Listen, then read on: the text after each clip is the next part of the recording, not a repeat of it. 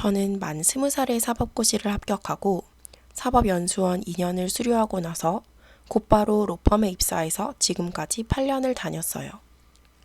운 좋게도 그동안 좋은 사람을 만나 결혼도 하고 아이들도 낳았지만 너무 어린 나이에 앞만 보고 달려왔다 보니 이 길이 진정한 내 길이 맞나 하는 마음속 깊은 의구심을 떨치기가 어려웠습니다. 그러던 중 도전해보고 싶은 일이 생겨 정말 많은 고민 끝에 이제는 정든 첫 직장을 정리하고 새 출발을 해보려 합니다. 그럼 31살의 뒤늦은 방황 이야기를 시작해볼게요.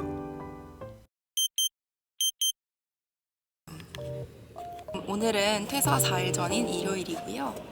사무실에서 짐을 빼야 되는데 평일에는 사람들이 있으니까 눈치가 보여서 주말에 몰래 짐을 옮겨두러 회사에 가는 길입니다.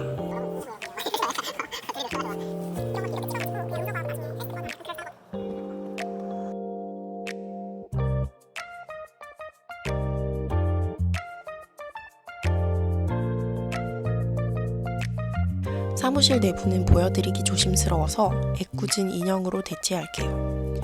8년간 쌓인 짐이면 사실 엄청날 텐데 저는 원래도 미니멀리스트인데다 1년 반 전에 둘째 출산하느라 방을 한번 뺀 적이 있어서 짐이 많지는 않았어요. 다행히 남편이 굳은 일은 다 해줘서 방 빼는 데는 30분도 안 걸린 것 같아요. 한 곳에서 8년이란 시간을 보낸 것은 처음인지라 정말 기분이 이상했어요. 과장 조금만 보태면 인생의 정말 큰 이벤트인 결혼식이나 출산했을 때만큼이나 실감이 안 났어요. 이제 정말 끝이구나.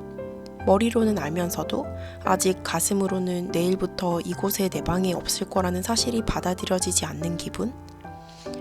불행인지 다행인지 마지막 날까지 인사드릴 분들도 많이 남아있고 업무까지 꽤 남아있어서 점심, 저녁 동료들과 작별 인사하고 9시까지 야근하며 알차게 보냈답니다. 마지막 남은 자질구레한 짐들까지 싸서 문 닫고 나오는 순간에는 문득 후회가 밀려오기까지 했어요. 너무 섣부른 선택은 아니었을까? 당장 다음 주에 이 선택을 후회하게 되진 않을까? 너무 두려웠습니다. 무려 1년이나 시간을 두고 깊게 고민한 일인데도 이렇게나 확신이 없을 일일까 싶었어요. 어쩌면 평생 부모님의 주도하에 행동해왔지 주체적인 선택을 할 기회가 별로 없었어서 더 어렵게 느껴지는 것 같기도 합니다. 이게 공부 잘하는 학생들이 종종 마주하는 모순이더라고요.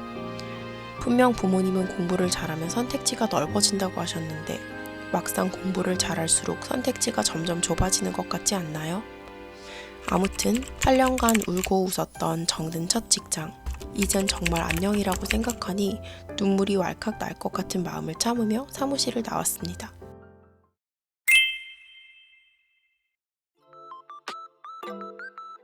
안녕하세요.